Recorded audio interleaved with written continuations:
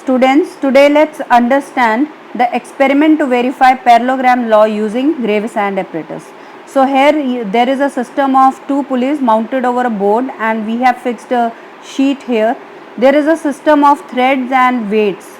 Two masses have been suspended and we have maintained equilibrium of three forces, concurrent forces, and I am using a mirror strip to avoid parallax error because I want to trace the position of threads onto the paper. So at least 2 points are required to mark one line. So I am repeating the process for all the three parts of thread. The masses on both sides are 200 gram weight, you can see, and we want to find the center mass. So I have marked the points.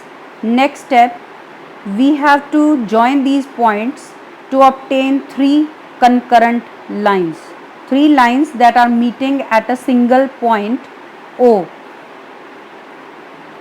So I am marking point O from where three forces are acting in equilibrium. Now I am choosing two sides of parallelogram, each equal to 4 centimeter.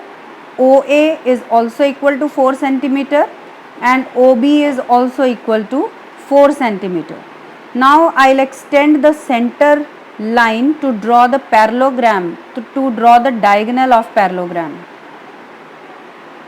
and I am completing the parallelogram by drawing two more sides each of 4 centimeter. Now we will be finding resultant of this parallelogram by using two methods. One is by calculation and another is by observation. So OC is equal to resultant R here. Theta angle I have found using a protractor that comes out to be 86 degree. So I am noting down the observations. A, that is O, is 4 centimeter. OB or B, that is also 4 centimeter. Theta is 86 degree and R is yet to be calculated. R dash let us measure from here by actually finding the length of OC using a scale, that is 5.6 centimeter. So let us do the calculations. Put in the values of A, B and theta in the formula of resultant under the root A square plus B square plus 2AB cos theta, and cos 86 degree, the value you can see from the table or net, that is 0.069.